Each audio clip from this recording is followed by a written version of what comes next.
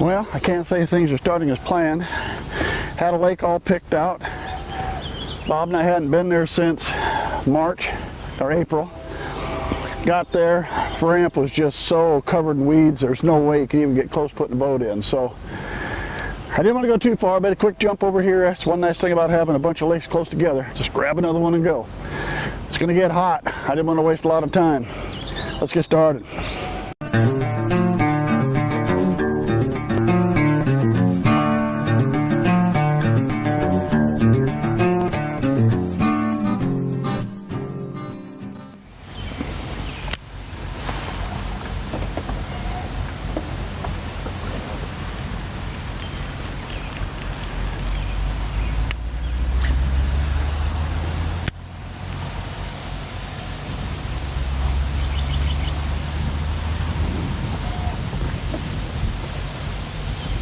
There we go.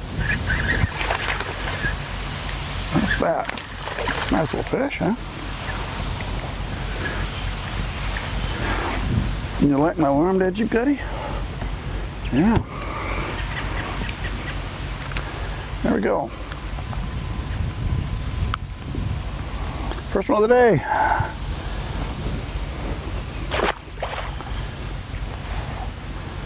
I'm going to get into what this worm is in just a minute, but before I drift out of here, I got to get back out there quick. I'll have to get the package up to remind you what the name of the worm is. Okay, what was that worm? It's Bass Pro Shop, it's tournament series. It's called the flicker worm. Basically, it's in a green pumpkin, I think, or watermelon. They call it pumpkin chartreuse. Got the tail on the end. I think that floats, if I remember right. At least that's what the guy was telling when we bought it, I think. So Bob and I bought a few of these. I thought I'd give it a try. I hadn't tried them much yet. So that's what it was.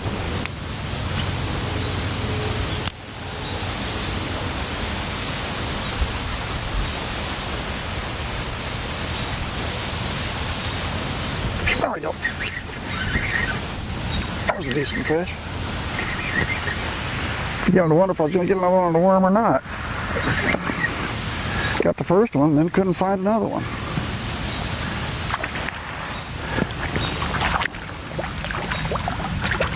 Alright, come here.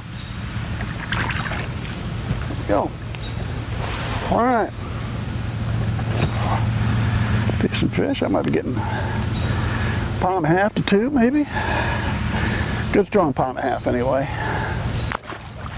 Switched over. The flicker worm wasn't doing much, so I decided to switch over to the old power bait that Bob and I always use here.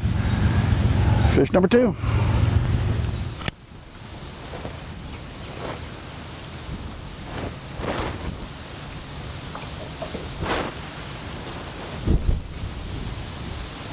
There we go.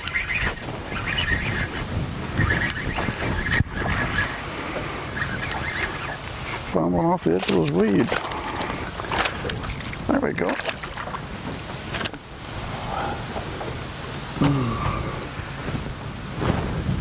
Excellent.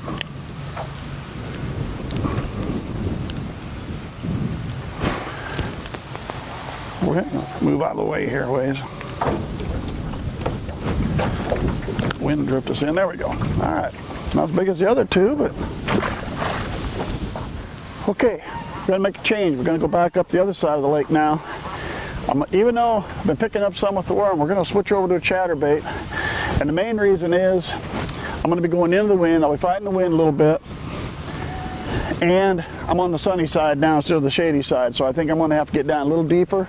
We'll work the edge of this vegetation, try that with the chatterbait and see what it goes.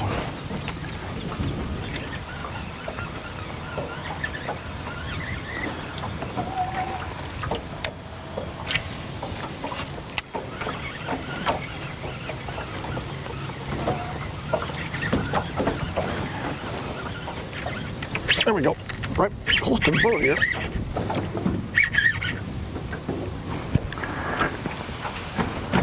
Right off the vegetation here. Come on, fish.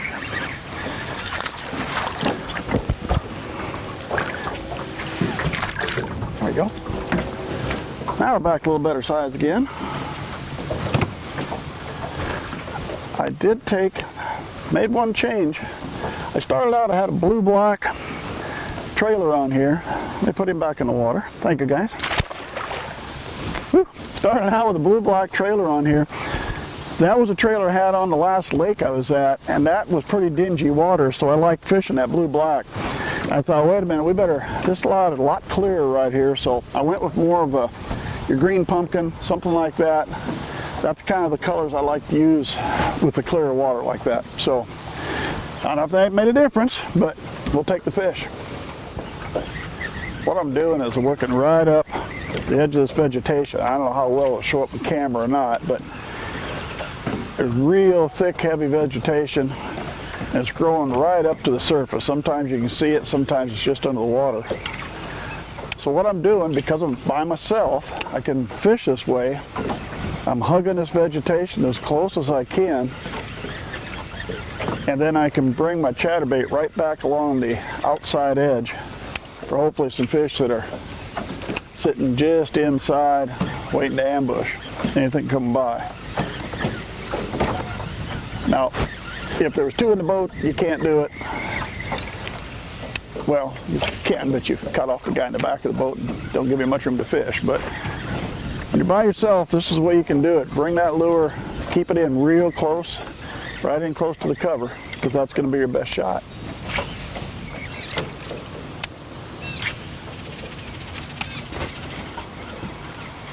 There we go. That's a nice one. Oh yeah.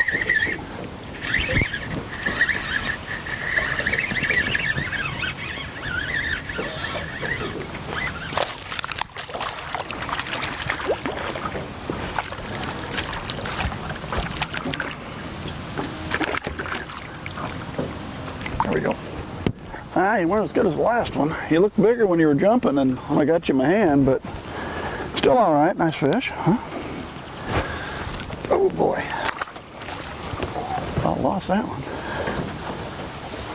Well, guys, today is one day you are not going to hear me complain about the wind. It's supposed to be 100 today, tomorrow, and the next day. Heat index is 105 to 115. And because of all the hot weather we've had, I noticed a little bit ago our water temp is 85. Which I suppose if you're in Texas, that's kind of normal. But that's getting hot for Nebraska. At 85, you really start cutting down on the oxygen in the water at that temp. So you always got to remember the fish are going to they're going to look for higher concentrations of oxygen when the water starts getting that warm. There we go.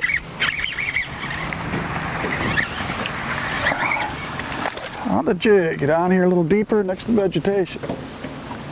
As I was saying, they need oxygen. Little one, that's okay. Oops, there we go. On the jig. What they're going to do, they're going to either go down deeper for a little cooler water, or they're going to stay close to this vegetation like this because it's also producing oxygen. So when the water temperatures are getting hot, the key to look for is where's the oxygen going to be? Is it going to be in a little deeper, cooler water? Is it going to be around vegetation?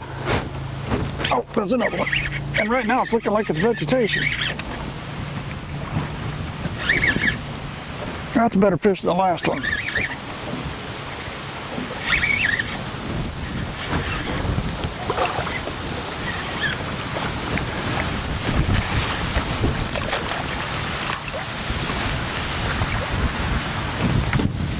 There we go. Woo.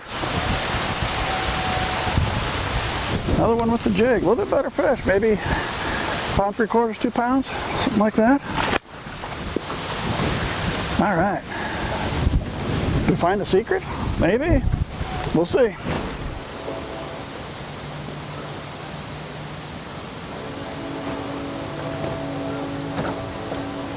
There we go.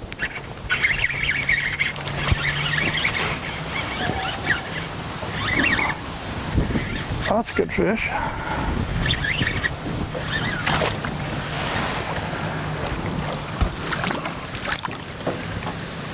There we go. Another decent fish.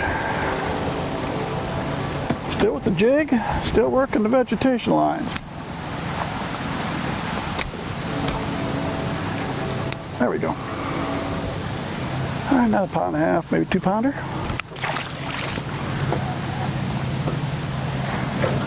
They're right up snug in the vegetation as the other ones were. Well, guys, I think I'm going to call it quits. It is getting hot. I really don't want to be out here when it gets to be 100 degrees and 105, 110 heat index. Not too bad a day. Picked up a couple on the worm to start with. Moved to a chatterbait. Went to a jig. I guess today's thing was the water temps are up to mid-80s. We stuck for a little bit deeper water where there's some vegetation, where in both cases it might help produce a little oxygen for the fish, and that's where we seem to find them today. So you never know from day to day where you're going to be and what you're going to find, but oh no, not bad.